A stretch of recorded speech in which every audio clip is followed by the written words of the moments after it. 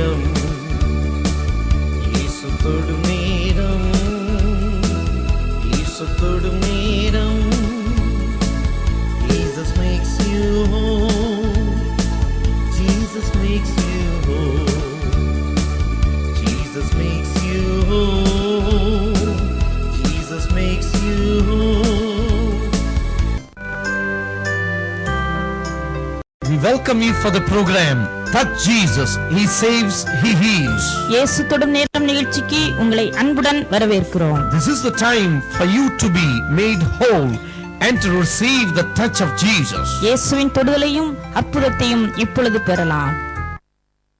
போன வாரம் யாத்திராகமத்தில் இயேசு கிறிஸ்துன்னு சொல்லி நம்ம பார்த்தோம். இந்த வேத புஸ்தகம் உங்களை பற்றியல்ல, என்னை பற்றியல்ல.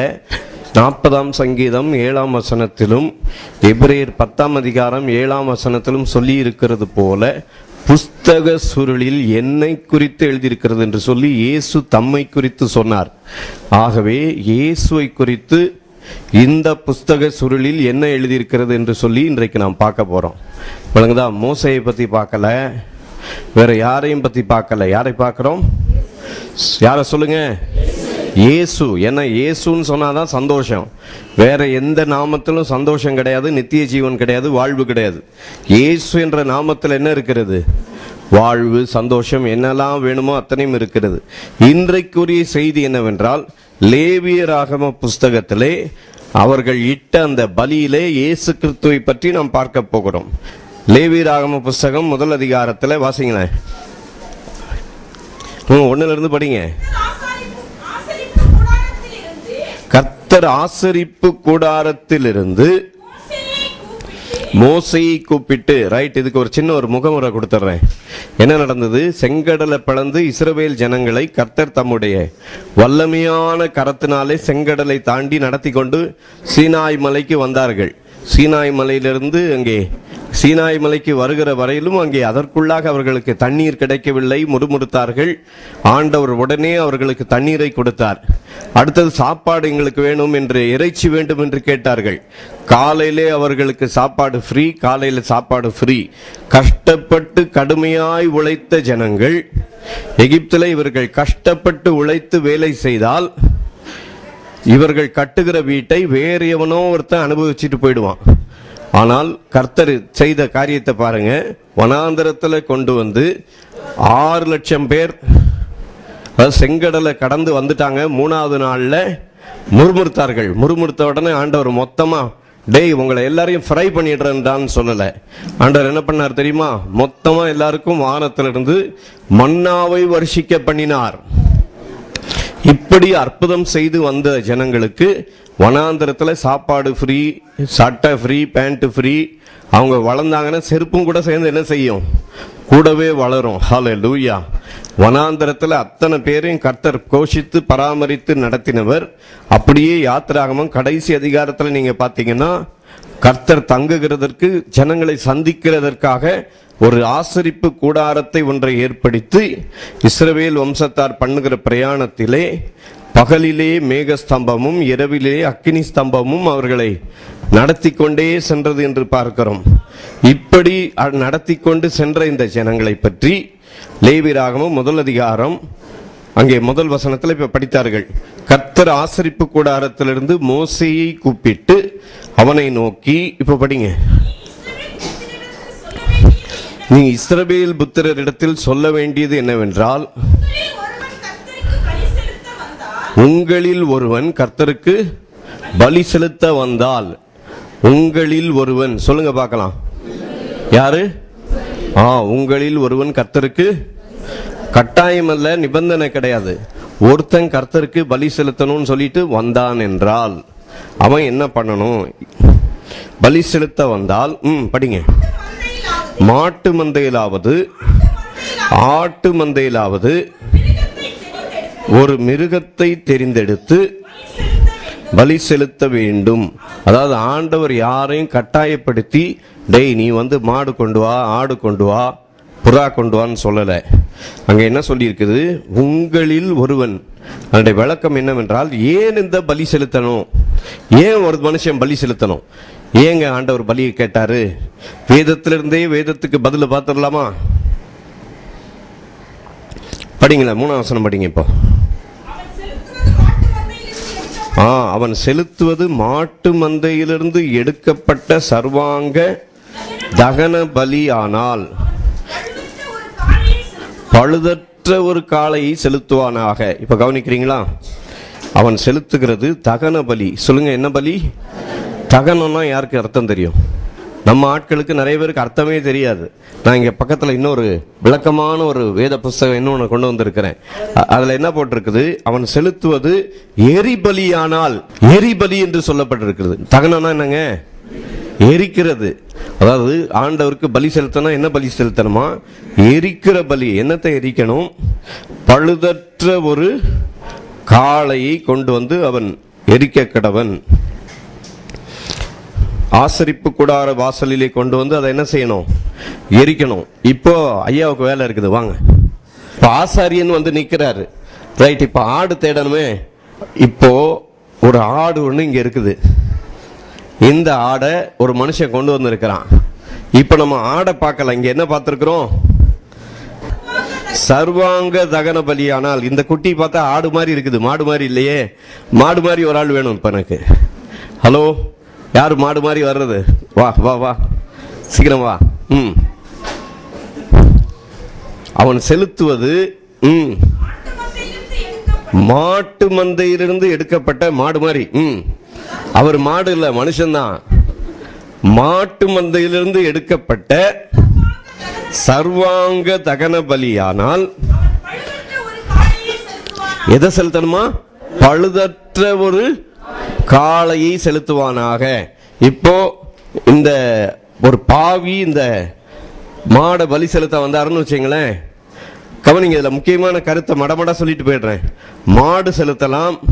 அடுத்தது 10ஆம் வசனத்துல 11ஆம் வசனத்துல என்ன போட்டிருக்கு? அவன் செலுத்துவது செம்மறியாட்டு மந்தையில் இருந்தால், அதாவது காளையை செலுத்தலாம். இல்லைன்னா என்ன செய்யலாம்? பழுதற்ற ஒரு கடாவை கொண்டு வந்துன்னு போட்டிருக்காங்க. என்னமா?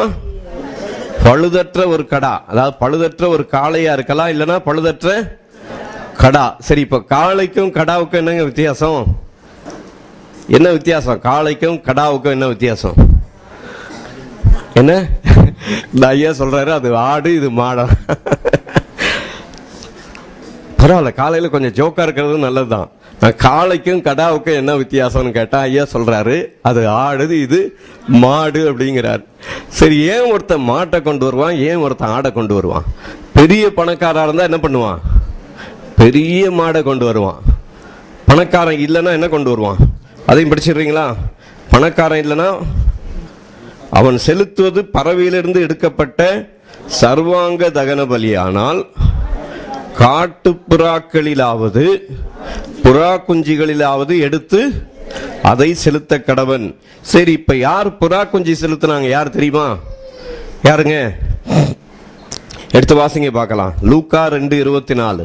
வானத்தையும் பூமியும் உண்டாக்கின பெரிய ஐஸ்வர்யான் பணக்காரர் இந்த உலகத்துல தரித்திரமாய் வந்ததுனால அவர் பெரிய பணக்காரனை போல மாடை செலுத்தல. இயேசு இந்த உலகத்துல வந்த போது லூக்கா 2:24 போட்டிருக்கு, படிங்க. கர்த்தருடைய நியாயப்பிரமாணத்தில் சொல்லி இருக்கிறபடி ஒரு ஜோடு காட்டுப்புறா எவையாவது 2 புறா குஞ்சுக்களையாவது பலியாய் செலுத்த வேண்டும் என்று எழுதியிருக்கிறபடி இயேசு கிறிஸ்துவுக்காக பலி செலுத்தும்படிக்கு ஒரு புறா குஞ்சுகளை கொண்டு போனார்கள் என்று லூக்கா 2:24 சொல்லி இருக்கிறது. ஏன்னா இங்க லேவியராகமம் 1ஆம் அதிகாரத்துல 14ஆம் வசனத்துல சொல்லி இருக்கிறது.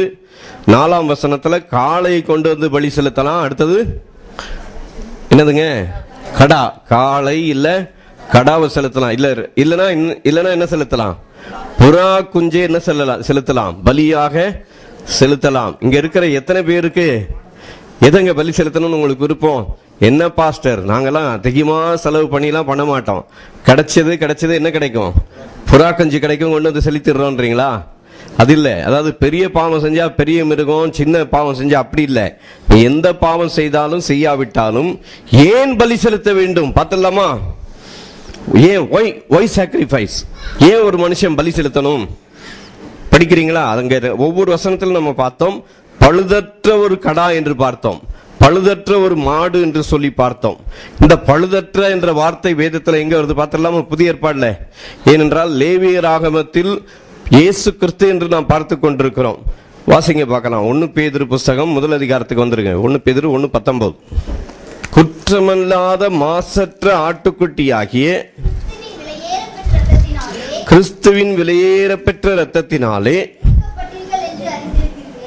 மீட்கப்பட்டீர்கள் என்று அறிந்திருக்கிறீர்களே. குற்றமில்லாத மாசற்ற கிறிஸ்துவின் விலையேற பெற்ற. கவனிக்கிறீங்களா? பலி செலுத்துறதுக்கு எதை கொண்டு வரணும்? பழுதற்றதா இருக்கணும். அது மாடா இருந்தாலும் சரி, அது கடாவா இருந்தாலும் எப்படி இருக்கணும்? பழுதற்றதா இருக்கணும். இப்போ இந்த பலி செலுத்த வந்திருக்கிற இந்த மாடுல பழுது இருக்குதான்னு பாருங்க. ஆசாரியன் யாரங்க பாப்பாரு? கவனிங்க, இங்க கவனிங்க. ஆசாரியன் யார பாக்குறாரு? சரி, பரலோக ஆசாரியன் இன்னைக்கு யார பாப்பாரு? யாருங்க? உங்க வாழ்க்கையில எத்தனை பாவம் இருக்குதுன்னு உங்களை பாப்பாரா? பரலோக பிதா யார பாக்குறாரு? இன்னைக்கு முக்கியமானது யார் என்று சொல்லிக் கொண்டிருக்கிறேன். அதாவது முக்கியமானவர் யாரு? ஆடு. ஆடு யாருங்க? யோவான் 1:29 சொல்லி இருக்குது, இதோ உலகத்தின் பாவத்தை சுமந்து தீர்க்கிற தேவ ஆட்டுக்குட்டி. ஏனென்றால் அந்த ஆட்டுக்குட்டியானவரை பற்றி 1 பேதுரு 1 சொல்லி இருக்குது 16ஆம் வசனத்திலே, உங்களை அழைத்தவர் நான் பரிசுத்தர் ஆகையால் நீங்கள் பரிசுத்தராயிருங்கள். இந்த ஆடு என்ன எப்படி இருக்குது? பழுதற்ற பரிசுத்தமான ஆடா இருக்கிறது. சரி, இயேசு கிறிஸ்து ஏன் இந்த உலகத்திலே பரிசுத்தமான வாழ்க்கை வாழ்ந்தார்? ஏங்க, why did Jesus lived a holy life in this earth? இயேசு இந்த உலகத்துல ஏன் பரிசுத்தமான வாழ்க்கை வாழ்ந்தார்? நீங்களும் அவரை போல பரிசுத்தமா மாறுறதுக்கா? எப்படிங்க? எதுக்காக? நீங்க அவரை போல பரிசுத்தமா மாற முடியாது. நீ எத்தனை பலி செலுத்தினாலும் பரிசுத்தமா மாறவே முடியாது. கோடி தோத்திரம், கோடி புண்ணியம் செலுத்தினாலும் இயேசுவை போல என்ன மாற முடியாது? பரிசுத்தமா. ஆனா பரிசுத்தமா மாறுறதுக்கு வழி என்ன? அவர் செய்த பலியின் மேல் விசுவாசம் வைத்தால் மட்டுமே பரிசுத்தமாக முடியுமே தவிர, நீ பரிசுத்தமாக, நீ ஒப்பு கொடுன்னு சொல்லி உப்பு தான் கொடுப்பாங்க, யாரும் ஒப்பு கொடுக்க முடியாது. ஏன்னா என்ன போட்டிருக்குது? நிறைய பேர் என்ன சொல்றாங்க? ஒப்பு கொடு. ஏன் தெரியுமா? இந்த பலி ஏன் செலுத்த வேண்டும் என்ற கேள்விக்கு நான் பதில் சொல்லிடுறேன். ஏனென்றால் பிதாவானவர் பழுதற்ற பலியாக ஆடை பார்க்கிறார். அதனாலதான் இயேசு கிறிஸ்து பழுதற்ற பலியாக வர வேண்டும் என்று சொல்லி பாவம் இல்லாதவராக, குற்றமற்றவராக இந்த உலகத்திலே மனிதனாய் வந்தார் என்று பார்க்கிறோம். பரிசுத்தராயிருங்கள். அதுக்கு பின்னால போட்டுட்டு அதுக்கப்புறம் தான் போட்டிருக்கு. இப்ப 19 படிங்க. 1 பேதுருல, குற்றமில்லாத மாசற்ற ஆட்டுக்குட்டியாகிய கிறிஸ்துவின் விலையேற பெற்ற இரத்தத்தினாலே மீட்கப்பட்டீர்கள் என்று. நீங்களும் நானும் குற்றமில்லாத மாசற்ற ஆடு. ஆமீன். இயேசு கிறிஸ்து யாரு? குற்றமில்லாத மாசற்ற ஆடாக பிதா முன்பாக நிற்க வேண்டும் என்று சொல்லி அவர் தூய்மையான வாழ்க்கை வாழ்ந்தாரே தவிர, நீங்களும் நானும் அவரை பார்த்து பரிசுத்தமா மாறணும்ன்றதுக்காக இல்ல. நீங்களும் நானும் அவரை போல மாறணும்னு சொல்லி இந்த வேத புஸ்தகத்தை படிச்சு பாத்தீங்கன்னா குற்றவாளியா மாறிடுவீங்க. ஆனா ஆண்டவர் இயேசு உங்களுக்காக, எனக்காக எதுக்காக பலியானார்? அவருடைய ரத்தத்தின் மேல் விசுவாசம் வைத்து அது எப்படி நடக்கிறதுன்னு சொல்லிட்டு இன்னொரு வசனத்தை படிச்சா உங்களுக்கு தெளிவா விளங்கிடும். எபேசியர் புஸ்தகம் 5:27 படிங்க. இது ரொம்ப முக்கியமா கவனிக்க வேண்டிய வசனம். இயேசு ஏன் பரிசுத்தமுள்ள வாழ்க்கை வாழ்ந்தார் என்று சொல்லி இருக்கிறது. கரை, திரை முதலானவைகள் ஒன்றும் இல்லாமல். நானும் சின்ன வயசுல பெந்தைவஸ்த கோயிலுக்கு போயிட்டு வந்ததுனால அங்க இருக்கிற பாஸ்டர் சொன்னதை பல முறை நான் கேட்டிருக்கிறேன். என்ன கேட்டிருக்கிறேன்? கரை, திரை முதலானவைகள் ஒன்றும் இல்லாமல். இது என்னத்த கரைங்கிறாரு, திரைங்கிறாரு? அப்படின்னா நமக்கெல்லாம் இந்த பரலோகம் கிடையவே கிடையாது, ரொம்ப தூரத்துல நின்று எட்டி வேணா பார்த்துக்கலாம் போல இருக்குது, அப்படிதான் நான் நினைச்சேன். ஆனா கரை, திரை யார் மேல இருக்க கூடாது? பாவி மேல இல்ல. யார் மேலங்க? பலி செலுத்த வருகிற ஆட்டு மேல என்ன இருக்க கூடாது? உங்க மேல இல்ல, என் மேல இல்ல. யார் மேல கரை, திரை இருக்க கூடாது? சொல்லுங்க, யார் மேல? இங்க இந்த பலி செலுத்த கொண்டு வந்த காளை மேல, கடா மேல என்ன இருக்க கூடாது? கரை, திரை ஒன்றும் இல்லாமல் பரிசுத்தமும் பிழை அற்றதுமான மகிமையுள்ள சபையாக அதை தமக்கு முன் நிறுத்திக் கொள்வதற்கும் தம்மை தாமே அதற்கு ஒப்பு கொடுத்தார். ஒப்பு கொடுக்கப்பட்டது ஆடா நீங்களா? யாருங்க? இன்னைக்கு நிறைய பேர் ஒப்பு கொடுக்கிறேன்னு ஏமாந்து போறாங்க. வாரம் வாரம் ஞாயிற்றுக்கிழமை வந்து என்ன செய்யறாங்களாம்? வாரம் வாரம் ஒப்பு கொடுத்தது தான் வேலை. ஆண்டவரே என்ன தெரியுமா ஒப்பு கொடுக்கிறேன்? என்ன ஒப்பு கொடுக்கிறேன்? வாரம் வாரம் என்ன செய்யற வேண்டிய வேலை தான், ஒப்பு கொடுக்க வேண்டிய வேலை தான். என்ன எப்படி ஒப்பு கொடுக்கிற வேலை தெரியுமா? பாவி நீச பாவி நானையா. பாட வேண்டாம், உட்காருங்க. அதாவது வாரம் வாரம் என்னதான்? பாவி நீச பாவி நானையா. அப்படி இல்ல, வேதத்துல என்ன சொல்லி இருக்குது? கரை திரை முதலானவைகள் ஒன்றும் இல்லாமல். யார் மேல கரை திரை இருக்கக்கூடாது? உங்களுக்காக எனக்காக பலி செலுத்தப்பட்ட ஆட்டு மேல. விளங்குதா? கரை திரை உங்க மேல இல்ல, என் மேல இல்ல. அத ஆண்டவர் என்ன பண்ணிட்டாரு? நீங்களும் நானும் கரையும் நீக்க முடியாது, திரையும் நீக்க முடியாது. அதுக்காக என்ன பண்ணாரு? கரை திரை முதலானவைகள் ஒன்றும் இல்லாமல் பரிசுத்தமும் பிழையற்றதுமான மகிமையுள்ள சபையாக தமக்கு முன் என்ன செய்தார்? நிறுத்தி கொண்டார். ஆமீன். உங்களையே ஆண்டவர் பிதா முன்பாக கரை இல்லாமல் திரை இல்லாமல் நிறுத்தி இருக்கிறார். எத்தனை பேருக்கு சந்தோஷம்? உங்களை என்னை கர்த்தர் பரிசுத்தமாக நிறுத்தி இருக்கிறார். ஆமீன். ஹல்லேலூயா. இப்ப இந்த காலை ரொம்ப நேரம் நின்று ஆட்டம் போட்டு இருக்குது. பாவம், ஒரு தம்பி உட்கார வச்சிருக்கிறேன். ரைட், ஏன் சரி, பரவாயில்ல. இப்போ நம்ம வந்து காலை பலி செலுத்துறது முக்கியம் இல்ல, யார பலி செலுத்துறது ரொம்ப முக்கியம். நமக்கு ஏன் பலி செலுத்த வேண்டும் என்ற கேள்வி கேட்டேன். அதுக்கு பதில் சொல்லிடுறேன். அதுக்கு பதில் தான் இப்போ ஒண்ணுனா பார்த்துட்டு இருக்கிறோம். ஏன் பலி செலுத்த வேண்டும் என்று சொல்லி 1ஆம் அதிகாரம் 3ஆம் வசனம். அதுக்குள்ள எங்கே போயிட்டாங்க? 2ஆம் அதிகாரத்துக்கு. அவன் செலுத்துவது மாட்டு மந்தையிலிருந்து எடுக்கப்பட்ட சர்வாங்க தகன பலியானால் பழுதற்ற ஒரு காளை. இப்ப அதுக்குதான் உதாரணத்தை பார்த்தோம். காளை நிக்க வச்சு பாவம். ஏன்னா ஆண்டவர் வந்து யார பார்க்கிறாரு? பழுதற்றவர்களாக. பிதா முன்பாக பழுதற்ற, வாசிங்க, கரை திரை முதலானவைகள் இல்லாம பழுதற்றவராய். வாசிங்க, எபேசியர் 5:27 படிங்களேன் மறுபடியும். கரை திரை முதலானவைகள் ஒன்றும் இல்லாமல் பரிசுத்தமும் பிழையற்றதுமான மகிமையுள்ள சபையாக அதை தமக்கு முன் நிறுத்திக் கொள்ள. ஆமீன். அதாவது உங்களை நீ பரிசுத்தமும் பிழையற்றதுமான மகிமையுள்ள சபையாக தமக்கு முன்னே நிறுத்தி கொண்டார் என்று பார்க்கிறோம். இன்னொரு வசனம் வாசிக்கிறீங்களா? அதுக்கு இணையான இன்னொரு வசனத்தை கொலோசியர் 1:21 வாசிங்க. முன்னே அந்நியராயும் துர்க்கிரியைகளினால் மனதிலே சத்துருக்களாய் இருந்த உங்களை என்ன ஆண்டவர் என்ன பண்ணியிருக்கிறாருன்னு சொல்லிட்டு அங்க போட்டிருக்கு பாருங்க. பரிசுத்தராகவும், கொலோசியர் 1:21 படிக்கிறாங்க. பரிசுத்தராகவும் குற்றமற்றவர்களாகவும் கண்டிக்கப்படாதவர்களாகவும். கவனிக்கிறீங்களா? உங்களை என்ன ஆண்டவர் இயேசு எப்படி மாத்திட்டாரு? ஏன்னா நீ பாவினே வாழ்க்கையெல்லாம் செய்தியை கேட்டுட்டீங்க. அதனாலதான் இப்ப நான் சும்மா உதாரணத்துக்கு இப்போ நான் சும்மா பாடி காமிச்சா எல்லாரும் சேர்ந்து பாடுறீங்க. பாடாதீங்க, இதெல்லாம் சரிதானா? பாவி நீச பாவி நானையா. வாரம் வாரம் பாடி, வாரம் மட்டும் இல்ல, எப்பெல்லாம் ஆண்டவர் சமூகத்துக்கு போறோமோ அப்பெல்லாம் என்ன செய்யறோம்? எப்பெல்லாம் அப்படி நம்ம பழகி கொடுத்துட்டாங்க. ஆனா உங்களை என்ன ஆண்டவர் இயேசு எப்படி மாத்திட்டாருன்னு சொன்ன வசனத்தை படிங்க மறுபடியும் 21. உங்களை கொலோசியர் 1:21 படி ஆண்டவர் நம்மை பரிசுத்தராகவும் குற்றமற்றவர்களாகவும் கண்டிக்கப்படாதவர்களாகவும். இதெல்லாம் சொல்லி கொடுத்தா ஒரு சில பாஸ்டர் சொல்றாங்க, இதெல்லாம் சொல்லி கொடுக்காதீங்க பாஸ்டர், சொன்னா எல்லாரும் போய் தலதறிக்க பாவம் செய்வானா? ஏன் சொல்லலாம்னா மட்டும் செய்யாம தான் இருக்கிறாங்களா? விளங்குதா? என்னவா அதுல என்ன போட்டிருக்குது? பரிசுத்தராகவும் குற்றமற்றவர்களாகவும்.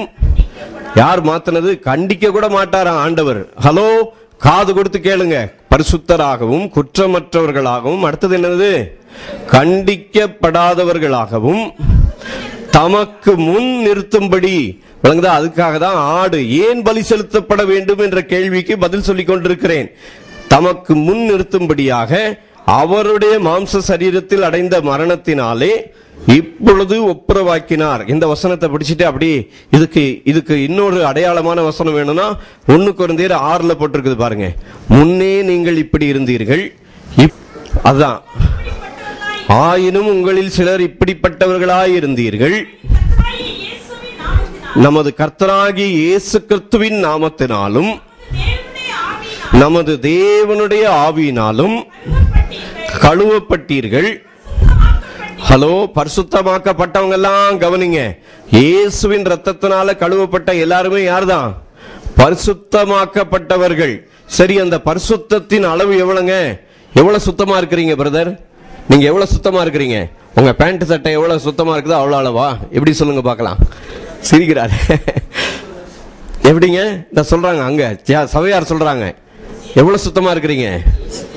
இயேசு கிறிஸ்துவின் ரத்தத்தினால கழுவப்பட்டு, இயேசு கிறிஸ்துவின் ரத்தம் எவ்வளவு தூய்மையா இருக்கிறதோ அவ்வளவு தூய்மையாக கர்த்தர் மாற்றி இருக்கிறார். ஹல்லேலூயா. இப்போ ஒரு பாவி ஒரு ஆடை கொண்டு வந்து நிறுத்தி வச்சிருக்கிறாருன்னு வச்சுங்க. ஆடு வாங்க. இப்போ அந்த ஆடு தலை மேல யார் கை வைக்கணும்? வசனத்தை பார்த்துலாமா? லேவியராகமத்துக்கு வாங்க. லேவியராகமம் 1 அதிகாரத்துக்கு வந்துருங்க.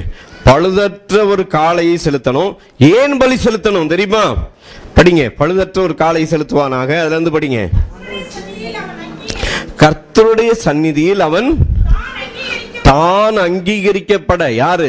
இப்ப ஒரு உதாரணத்துக்கு இங்க நிக்கிறாரு, உயரமா நிக்கிறாரு, இவர் தான் பாவின்னு ஒரு உதாரணத்துக்கு வச்சுக்கிடுங்க. இந்த பாவி எதை கொண்டு வந்திருக்கிறாரு? ஆடை கொண்டு வந்திருக்கிறாரு. இந்த ஆடை கொண்டு வந்திருந்தா இந்த பாவி யார் முன்னால அங்கீகரிக்கப்படணும்? யார் முன்னாலங்க? யார் முன்னால? ஆசாரியம் முன்னால இல்ல. யார் முன்னால? பிதாவாகிய தேவனுக்கு முன்பாக என்ன செய்யணும்? ஏற்றுக்கொள்ளப்படணும். நிறைய பேர் ஏன் வாரம் வாரம் கோயிலுக்கு போறாங்க? ஏன் நிறைய பேர் கோயிலுக்கு போய் உண்டியல்ல காணிக்க போடுறாங்க? நிறைய என்னெல்லாமோ செலுத்தி கோடி கோடியா கோயிலுக்கு போய் உண்டியல்ல பணத்தை போடுறாங்க. ஏன் போடுறாங்க தெரியுமா? அவங்க செஞ்ச பாவத்துக்கு என்ன தேடுறாங்க? பரிகாரத்தை தேடி காணிக்கையின் மூலமாய் பரிகாரத்தை தேடுகிறார்கள். அதனாலதான் அநேகர் என்ன செய்வாங்க தெரியுமா? அநேகர்னு சொன்னா நிறைய பேர் கவனிங்க. உங்களுக்கு அந்த அனுபவம் இருக்குதோ இல்லையோ, போன வாரம் ஒரு தம்பி போன் பண்ணார். உங்க செய்தியை கேட்ட உடனே எனக்கு ஒரு விடுதலை வந்துச்சு, நான் உங்களை கூப்பிட்டேன் அப்படின்னாரு. என்னன்னு கேட்டா, இவர் என்ன பண்ணுவாராம், சனிக்கிழமெல்லாம் உட்கார்ந்து ஜெபம் பண்ணுவாராம். என்ன ஜெபம் பண்ணுவாராம்? ஆண்டவரே என்ன மன்னியும் மன்னியும் மன்னியும் சொல்லிட்டு ஞாயிற்றுக்கிழமை பழுதற்றவரா கோயிலுக்கு வந்து உட்காந்துருவாராம். திங்கக்கிழமை போனா மறுபடியும் பழைய குருடி கதவை திரடிதான். வசனம் தெரியுதோ இல்லையோ, என்ன தெரியுது ஜனங்களுக்கு? பழமொழி நல்லா தெரியுது. இவர் சனிக்கிழமெல்லாம் ஜெபம் பண்ணிட்டு ஞாயிற்றுக்கிழமை கோயிலுக்கு வந்துட்டு திங்கக்கிழமை போனார்னா அதே பழைய பாவ தொல்லை தானா. உடனே இவர் போய் பாஸ்டர் கிட்ட கேட்டாராம், என்ன செய்யணும் பாஸ்டர்னு. பாஸ்டர் சொன்னாராம், போ மறுபடியும் அறிக்கையிடு அப்படின்னு. எவ்வளவு நாள் பாஸ்டர் அறிக்கையிடுறது அப்படின்னு கேட்டாராம் இந்த தம்பி. அதுக்கு பாஸ்டர் சொன்னாராம், சாகிற வரைக்கும் செய்ய அப்படின்னாராம். சரி, நான் சாகிறதுக்கு முன்னால ஏதாவது அறிக்கையிடாம விட்டுட்டேன்னா போ நரகத்துக்கு அப்படின்னாராம். உடனே இவருக்கு உள்ளத்துல அந்த கேள்வி உறுத்திக்கிட்டே இருந்துதான். அப்புறமா சொல்றாரு, நீங்க சொன்ன வசனத்தை கேட்டவன தான் எனக்கு ஒரு தைரியமே வந்தது. என்ன வசனத்துல தைரியம் இருக்குது? யாரா சொல்ல முடியுமா? இந்த வசனங்க எது? இந்த வசனம் 5:24, 3:17 5:24 இருக்குது. உங்களுக்கு விடுதலை கொடுக்கிற வசனம். உலகத்தை ஆக்கினைக்குள்ளாக தீர்க்கும்படிக்கு தேவன் தம்முடைய குமாரனை அனுப்பாமல் அவராலே உலகம் ரட்சிக்கப்படுவதற்காகவே தேவன் தம்முடைய குமாரனை. அப்ப தேவன் யாரையுமே ஆக்கினைக்குள்ளாக என்ன செய்யறது இல்லை? தீர்க்கிறது இல்லை. ஏன் ஆக்கினைக்குள்ளாக தீர்க்கிறது இல்லை? உங்களுக்காக எனக்காக பழுதற்ற குற்றமற்ற கரைத்திரை இல்லாத ஆடு பிதா முன்பாக இன்றைக்கும் நின்று கொண்டிருக்கிறது. ஆமென். கவனிக்கிறீங்களா? உங்களுக்கும் எனக்கும் ஒரு சாதாரண மனுஷன் இல்லை, விளங்குதா? உங்களுக்கு எனக்கும் உங்களையும் என்னையும் போலவே இதய துடிப்புள்ள there is a heart beating man in heaven before Father. பிதா முன்பாக உங்களை போல என்ன போல இதய துடிப்புள்ள மனுஷனாகி இயேசு கிறிஸ்து நின்று கொண்டிருக்கிறார். அவர் அங்கிருந்து என்ன செய்து கொண்டிருக்கிறார் தெரியுமா? என்ன செய்யறாருன்னு சொல்லிட்டு இப்போ 2 யோவான் 1:2 படிங்க. பிள்ளைகளே, நீங்கள் பாவம் செய்யக்கூடாதபடிக்கு இவைகளை உங்களுக்கு எழுதுகிறேன். அதாவது கர்த்தர் சமூகத்துல என்ன செய்யணுமா? ஆடு என்ன செய்யப்படணும்? அங்கீகரிக்கப்படணும். ஆடு மட்டும் அங்கீகரிக்கப்பட்டா பத்தாது. யார் அங்கீகரிக்கப்படணும்? ஆட்டை கொண்டு வர்ற பாவி என்ன செய்யணும்? பிதா முன்பாக நிற்க பெறுகிற தகுதியை பெற வேண்டும். பிதா முன்பாக நிற்க பெறுகிற தகுதியை பெற்றவன் யாருங்க? யாருக்கு அந்த பேரு? நீதிமான்னா என்ன அர்த்தம் சொல்லுங்க? பிதா முன்பாக நிற்க பெறுகிற தகுதியை பெறதுக்காக தான் பலி செலுத்துறான். விளங்குதா? பிதா முன்பாக நிற்க பெறுகிற தகுதிக்கு பேர் என்னது? நீதிமான். பிதா முன்னால நிற்க பெறுகிற தகுதிக்கு பேர் என்னங்க? 1000 தடவை சொன்னாலும் வாரம் வாரம் நான் இதை ஓதிக்கிட்டே தான் இருப்பேன், உங்களுக்கு ஏறுதோ இல்லையோ. ஏன்னா நீங்க சாகிற வரைக்கும் இதை சொல்லிதான் ஆகணும். ஏன்னா நீங்களும் நானும் யாருங்க? நீதிமான்னா யாரு? தமிழ்ல சரியான வார்த்தை கிடையாது நீதிமான் சொல்லி. இத என்கிட்ட இன்னொரு பைபிள் இருக்குது, அதுல என்ன போட்டிருக்குது? பிதா முன்பாக ஏற்புடையவர்கள் ஆகும்படிக்கு. அதான் நீதிமான்ற வார்த்தையை ரைச்சியஸ்னஸ் இப்படி மாத்தி போட்டிருக்கிறாங்க இன்னொரு பைபிள்ல. என்கிட்ட இருக்க அந்த பைபிள் வேணும்னா மீட்டிங் முடிச்சு வந்து அது என்ன பைபிள்னு கேட்டு வாங்கி பார்த்துட்டு போங்க. பிதா முன்பாக ஏற்புடையவர்கள் ஆகும்படிக்கு. ஏற்புடையவர்கள்னா என்ன? பிதா முன்னால உங்களை என்ன பிதா என்ன செய்யணும்? ஏத்துக்கணும். உங்களை என்ன யார் ஏத்துக்கணும்? யாருங்க ஏத்துக்கணும்? பிதா என்ன செய்யணும்? ஏத்துக்கணும். ஏத்துக்கணும் எங்க போவீங்க? நரகத்துக்கு தான் போகணும். ஆனா ஆண்டவர் உங்களை என்ன ஏத்துக்கிறதுக்காக அவர் தம்முடைய குமாரனை பலி செலுத்தினதுனாலே, வாசிங்க 5:24 சொல்லிடுறீங்களா? என் வசனத்தை கேட்டு என்னை அனுப்பினவரை விசுவாசிக்கிறவனுக்கு நித்திய ஜீவன் உண்டு, அவன் ஆக்கினை தீர்ப்புக்கு உட்படாமல் மரணத்தை விட்டு நீங்கி ஜீவனுக்கு உட்பட்டிருக்கிறான்.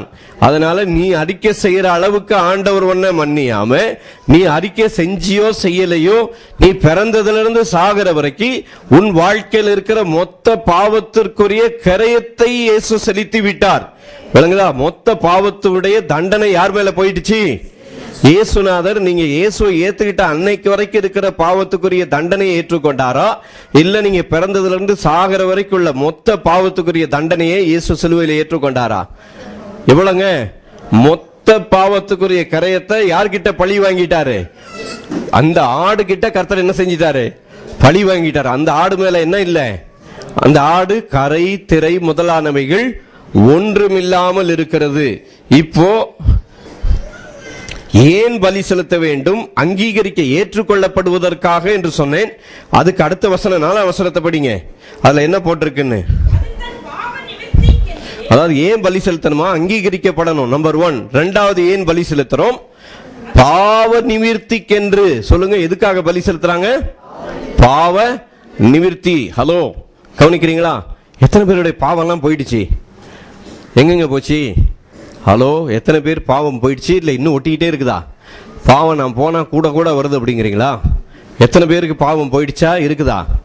சரி, வேதத்துல அங்கீகரிக்கப்படாத ஒருத்தன் இருக்கிறான் தெரியுமா? சரி, ஏன் ஆண்டவர் அங்கீகரிக்கலன்றத நான் படிச்சேன். அதை பத்தி ஏற்கனவே நம்முடைய சபையாருக்கு தெரியும். ஆனாலும் இன்னைக்கு இந்த சப்ஜெக்ட் வந்ததுனால பாத்துருவோம். அங்கீகரிக்கப்படும்படிக்கு நம்பர் 1 பலி செலுத்துறது எதுக்காக? வசனத்திலிருந்து பதில சொல்லுங்க. கரெக்ட் தான். 1 முதல்ல எதுக்காக பலி செலுத்துறாங்க? பலி செலுத்துறது நம்பர் 1 அங்கீகரிக்கப்பட. 2வது எதுக்காக? பாவ நிவிர்த்தி. பாவம் என்ன செய்யணும்? நிவிர்த்திக்கென்று. இப்ப பாவ நிவிர்த்தின்ற வார்த்தை புதிய உடன்படிக்கையில எங்க வருதுன்னு பாத்துடலாமா? அதுக்குதான் 1 யோவான் 2:2 படிக்க சொன்னேன். இல்ல இன்னும் இருக்குது, அதுல விட்டுட்டனே. தன் பாவ நிவிர்த்திக்கென்று அங்கீகரிக்கப்படும்படி 1:4 தன் கையை. கவனிக்கிறீங்களா? தன் கையை எங்க வைக்கணும்? எந்த தலை மேல? ஆடு தலை மேல. பாவி கை வையுங்க. கொஞ்சம் தள்ளி நில்லுங்கயா, அவரு கை வைக்கிறது அங்க பாக்கட்டும். பாவி எங்க கை வச்சிருக்கிறாரு? ஆடு தலை மேல கை வைக்கிறாரு. அப்போ பாவி மேல இருக்கிற எல்லா பாவமும் யார் மேல போயிடுது? கரை திரை முதலானவைகள் ஒன்றும் இல்லாமல் இருக்கிற. கவனிங்க, இப்ப அந்த குறிப்பை சொல்லிடுறேன். இயேசு கிறிஸ்து பாவம் இல்லாதவர், பாவம் செய்யாதவர், பாவம் அறியாதவர். இயேசு பாவம் செஞ்சாரா? இல்லங்க. அப்ப பாவியை போல நடத்தப்பட்டாரா? பாவியை விட கேவலமா நடத்தப்பட்டார். இயேசு தாம் பாவம் செஞ்சதுனால அவர் தண்டிக்கப்படல. இயேசு கிறிஸ்து பாவம் இல்லாதவர், பாவம் செய்யாதவர். இந்த கவனிக்கிறீங்களா? இந்த பாவி ஆட்டு தலைமையில கையை வச்சு தன்னுடைய பாவம் எல்லாம் யார் மேல போகணும்? அந்த ஆடு மேல. என்ன போட்டிருக்குது? தன் கையை அதன் தலையின் மேல் வைத்து கர்த்தருடைய சந்நிதியிலே